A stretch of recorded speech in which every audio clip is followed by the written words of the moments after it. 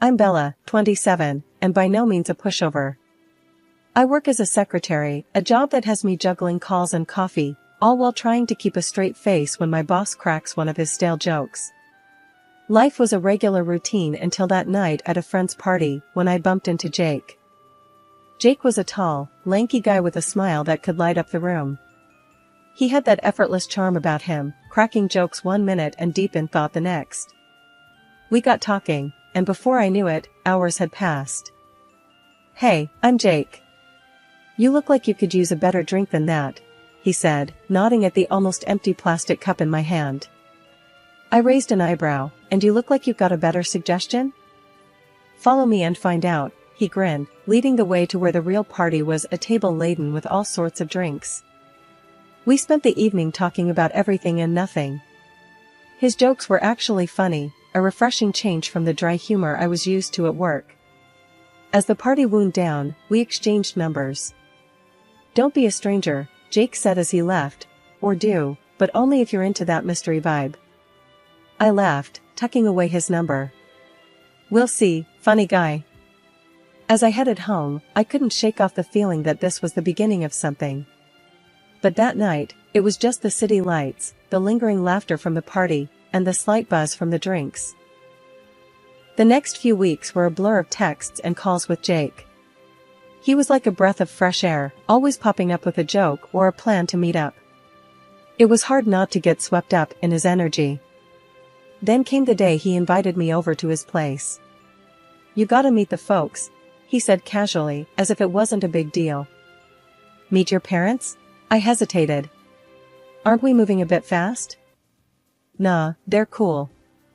Plus, I want them to meet the girl who's been stealing all my time," he joked, but I could tell he was serious.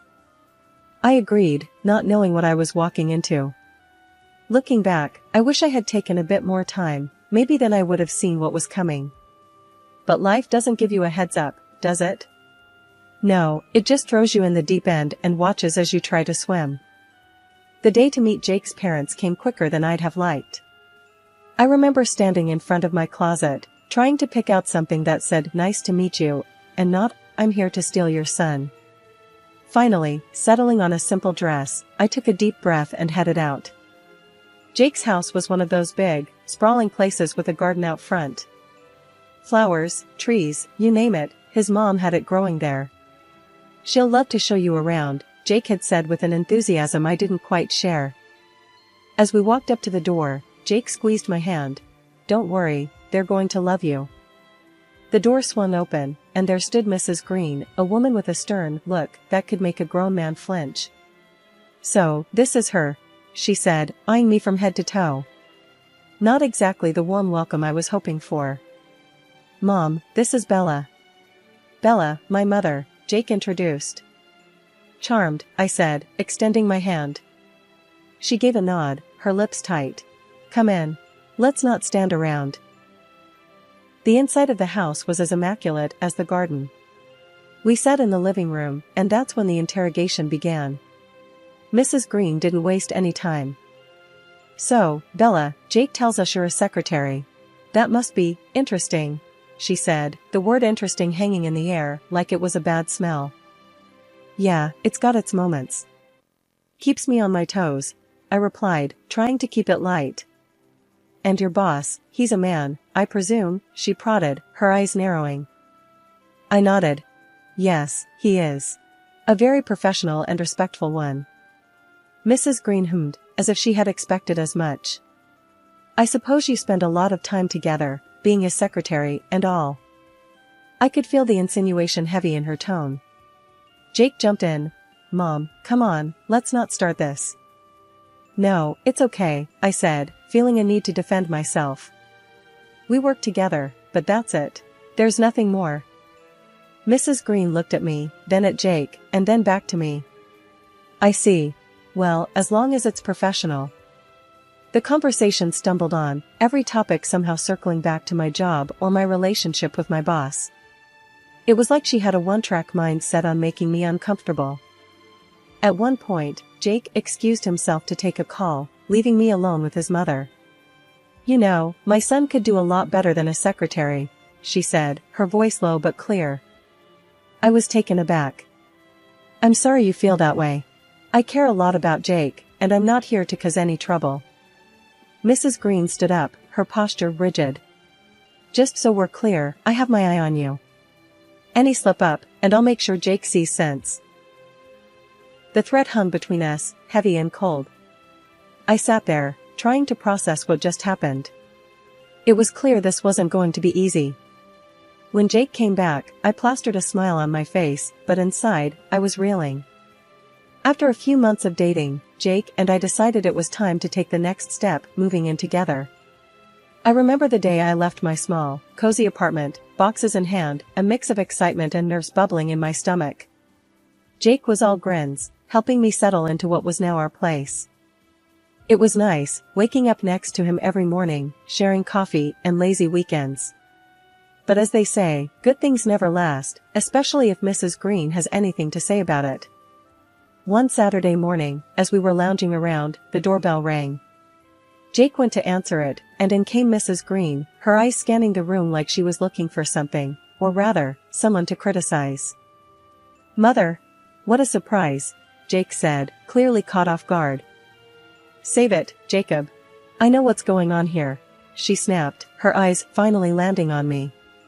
Living in sin, are we? Jake's face turned red. Mom, it's not like that. We're serious about each other. She scoffed. Serious? Please. You barely know her. I stood up, feeling the need to defend our relationship. Mrs. Green, I care about Jake, and we're happy together. Happy? She laughed, a harsh sound that filled the room. Let's see how happy you are when the novelty wears off. She walked around, inspecting the place like she was going to find something incriminating. Her eyes landed on a photo of Jake and me at a beach. And what's this? Hardly appropriate, wouldn't you say? Jake tried to intervene. Mom, that's enough. But she was on a roll. I won't have my son shacking up with just anyone. What will people think? I could feel the anger rising in me. We're not hurting anyone. We're adults, making our own decisions. Mrs. Green turned to me, her gaze sharp. You may have fooled my son, but you don't fool me. I see right through you. The argument escalated from there, voices raised, words thrown like punches. In the end, Mrs. Green left, but not before declaring, "This isn't over." Her visit left a sour taste, the tension hanging between Jake and me. We tried to brush it off, go about our day, but it wasn't the same. Her words echoed in the back of my mind, a constant reminder of the disapproval looming over us. As days turned into weeks, the strain grew. Small arguments became regular, each one chipping away at the happiness we had built. I couldn't shake the feeling that Mrs. Green was somewhere out there, smirking, pleased with the chaos she had sown. One night, I worked late. The project was a beast, and everyone had left except me and my boss, who was in his office doing who knows what. Bella, you still here? My boss called out as he finally emerged. Yeah, just finishing up this report, I replied, stretching my arms. Late night, huh? Let me drive you home. It's not safe this late, he offered. I was tired, the thought of waiting for a bus wasn't appealing, so I agreed. We walked to his car, making small talk about the day. It was all very normal until we pulled up to my place. Thanks for the ride, I said, reaching for the door. No problem, Bella. See you tomorrow, he replied with a tired smile. As I got out of the car, I didn't notice Jake standing there, his face a mix of anger and hurt. I realized too late as he stormed towards me. Bella, what the hell is this? Jake shouted, his eyes darting from me to my boss driving away. It's not what it looks like, Jake. He was just giving me a ride home, I tried to explain. A ride home? At this hour? With him? He was fuming, not listening to a word I said. Jake, please, you're overreacting. It's late, I was alone at the office, and he offered to drive me. That's all, I pleaded. All, huh? And I'm supposed to believe that? His voice was loud, attracting a few glances from neighbors. I'm telling you the truth. Why won't you believe me? My voice cracked, the frustration and hurt bubbling up. Because I know men like him. And you, out late, with your boss? It's not right, he accused. Jake, you're being ridiculous. Nothing is going on. I love you, I said, my voice firm. He scoffed. Yeah? Well, it sure doesn't look like it. The argument went back and forth, each accusation more hurtful than the last. Eventually, he stormed off, leaving me standing there, alone and bewildered. I grabbed a few essentials and headed back to my old place. The night was quiet, but my mind was a loud mess of thoughts and worries. I couldn't believe a simple act of kindness from my boss would lead to this. No sooner had I settled into my old, now strangely unfamiliar bed, the phone rang. It was Mrs. Green. Her voice oozed satisfaction. Well, Bella, seems like you've moved back. Can't say I'm surprised. I knew it was only a matter of time. Her laughter was cold, ringing in my ears long after I had hung up. I lay there, the weight of her words pressing down on me. I realized then that this was far from over. Her glee at my predicament was just another reminder of the uphill battle I was facing, not just with Jake, but with his entire family. And as I drifted into a restless sleep, I couldn't shake the feeling of dread for what was yet to come. Life was quiet after the big blowout with Jake. I kept to myself, trying to mend the pieces of my bruised heart. Days turned into weeks, and just as I started to feel a bit like my old self again, life decided to throw me another curveball. I found out I was pregnant. I remember sitting in my bathroom, staring at the positive test. A mix of emotions flooded through me: fear, excitement, but mostly a deep, nagging worry about how Jake would react. I debated telling him, going back and forth in my mind, but eventually, I decided against it. I would raise this child on my own. But secrets have a way of coming out, and this one was no different. Jake found out. I still don't know how, but one day, there he was, standing at my door, looking as shocked and scared as I felt. Bella, is it true? Are we going to have a baby? He stammered, his face pale. I nodded, unable to form words. The silence stretched between us, heavy and awkward. Why didn't you tell me, Bella? Why? He finally managed, his voice a mix of hurt and anger. I was scared, Jake. Scared of how you'd react, scared of doing this all alone, I confessed, the words tumbling out. He ran a hand through his hair, a gesture of frustration I knew all too well.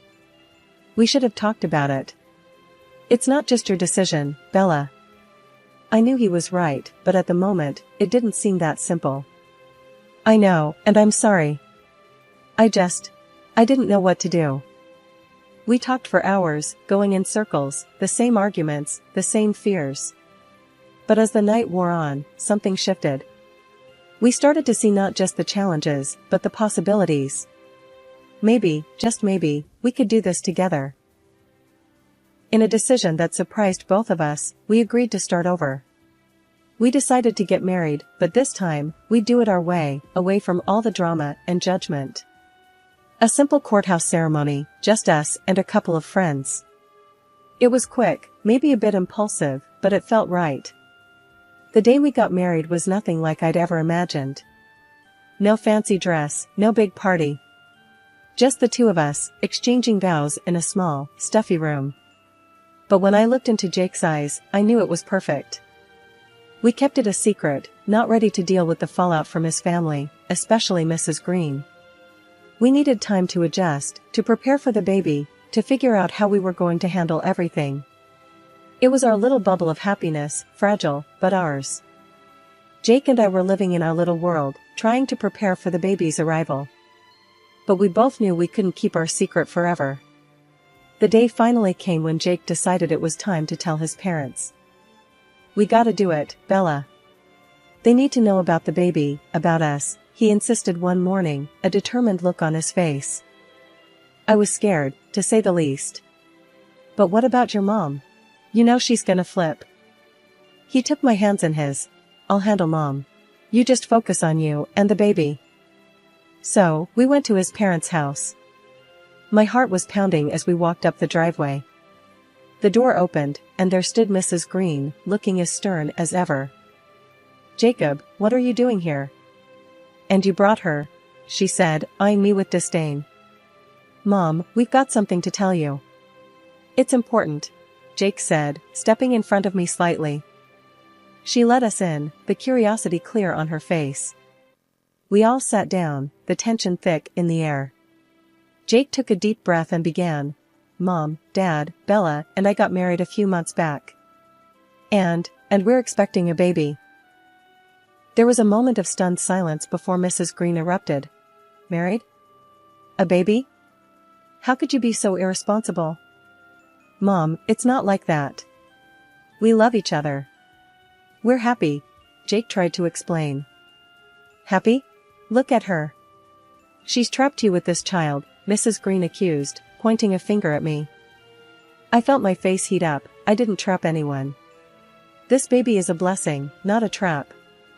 "Don't talk back to me, girl. I know your type," she snapped. Jake stood up, his face red with anger. "Enough, Mom. This is my life, my wife, my child. If you can't accept that, then maybe we don't need to be part of yours." The room fell silent, Mrs. Green's face red with anger, but there was a flicker of something else, maybe fear, maybe realization. Mr. Green, who had been silent till now, put a hand on her shoulder, a silent plea. She looked at him, then back at us, her face softening, just a fraction. I need time to process this." We left shortly after, the air between us heavy, but hopeful. As we drove away, Jake squeezed my hand. That went better than expected. I laughed, despite everything. Yeah, if you consider World War III better than expected. But it was out now, the truth. We were married, expecting a baby, and for better or worse, his family knew. It felt like a weight had been lifted, but at the same time, a new worry had settled in. How would Mrs. Green react once the news really sunk in? Would she come around, or would she be an ever-present thorn in our side? Only time would tell, but for now, we had each other, and that was enough. As we drove home, the sun setting in the distance, I felt a sense of peace. We were together, we were strong, and no matter what came our way, we'd face it together, as a family. A few weeks had passed since the big reveal to Jake's parents. Things were quiet, almost eerily so. Then, one afternoon, Mrs. Green showed up at our door, unannounced, with a homemade cake in hand. "Bella, I baked this for you. A peace offering, let's say," she said, her voice softer than I'd ever heard it. I was taken aback, not sure what to make of this sudden gesture. Thanks, Mrs. Green. That's unexpected." She smiled, a bit too sweetly. "Call me Mother, dear. After all, we are family now." After some awkward small talk, she left, leaving the cake on the kitchen counter. I invited a friend over to share the cake. "Hey, Lisa, wanna come over for some cake?" It's a long story. Lisa arrived, and I cut the cake, serving us both a piece. But as fate would have it, she was on a new diet kick and refused at the last minute. "You know what, I'll take it home for later. My cheat day's tomorrow." She laughed, wrapping up a big slice. I shrugged and took a bite of mine. It was delicious, almond flavor bursting in my mouth. But as the evening wore on, I started feeling odd, queasy. I chalked it up to pregnancy nausea and went to bed early. But the nausea didn't go away, it got worse. By midnight, I was violently ill, and Jake rushed me to the hospital. After what felt like endless tests and worried looks from doctors, they told us the shocking news. There was a toxic substance in my system, something commonly used in gardening to kill pests. Jake's face went white as he realized the implication. "The cake, my mom." I was too weak to respond, a cold dread settling in my stomach. Had Mrs. Green really tried to harm me, to harm her own grandchild? I was kept in the hospital overnight, and by morning, I was feeling a bit better, but the emotional toll was immense. Jake was a mess, torn between worry for me and disbelief that his mother could do such a thing. We were talking on the phone about it, Jake's voice heavy with concern. "We need to figure out what to do next. when suddenly the door to my room creaked open, and in walked Mrs. Green. I quickly muted the phone but didn't hang up, Jake still listening in. "Bella, how are you feeling, dear?" she asked, her voice dripping with faux concern. I looked at her, feeling a mix of anger and disbelief. "I've been better," I said, coldly. She tooted. "Such a shame about the sickness." "And the baby?" "The baby is fine," I replied, watching her reaction closely. Her face faltered for just a moment, a flash of disappointment crossing her features. "Well, that's good to hear," she said, but the words felt hollow. Then, with a smirk, she added, "Of course, you have no proof of what caused your little incident. I made sure of that when I threw away the rest of that cake first thing this morning." My heart raced, Jake still on the line, hearing every word. She had just admitted to it, not realizing the call was still connected. As she turned to leave, I looked down at the phone, a plan forming in my mind. Mrs. Green might think she's covered her tracks, but she was wrong. We had her confession, and now it was time to make her face the consequences. After Mrs. Green left the hospital room, I called Lisa, who thankfully hadn't eaten her piece yet. She was horrified by the news, and agreed to bring the cake to the police as evidence. Then I dialed Jake again. "Jake, did you hear all that?" I asked, my voice barely above a whisper. "Yeah, every single word," he replied, anger seething through his tone. "I can't believe she'd go this far. I'm coming back to the hospital, and we're going to the police. We've got her now, Bella." By the time Jake arrived, I had managed to steady my nerves.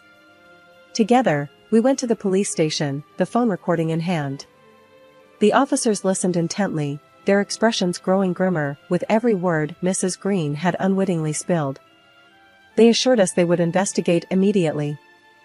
The next few days were a blur of police visits, interviews, and a growing sense of dread about what was to come. Mrs. Green was brought in for questioning, and with the evidence stacked against her, she had no choice but to confess to her horrendous act.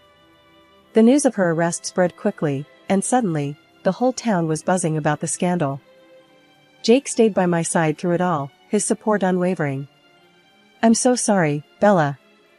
I never thought she'd do something like this." "I know, Jake. But we're together in this, that's what matters," I reassured him, squeezing his hand. The trial date was set quickly, given the severity of the crime. Mrs. Green faced the judge, her usual stern demeanor replaced by a look of defeat. The evidence was undeniable, and she was found guilty of attempted poisoning. The sentence was harsh, but just, given the potential consequences of her actions. As we walked out of the courtroom, Jake and I both felt a strange mix of relief and sadness. It was over, but at such a cost.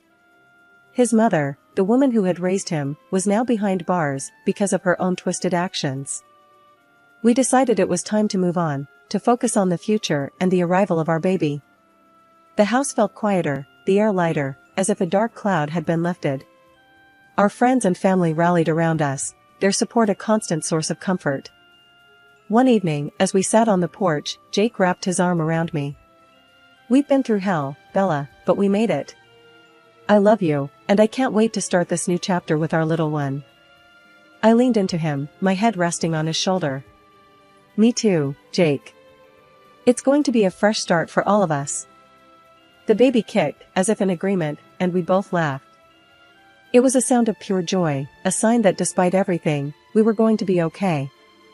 As the sun set, painting the sky in hues of pink and orange, I realized that justice had been served, not just in the courtroom, but in our lives too. We had been tested, pushed to our limits, but in the end, we emerged stronger, united, and ready to face whatever the future held.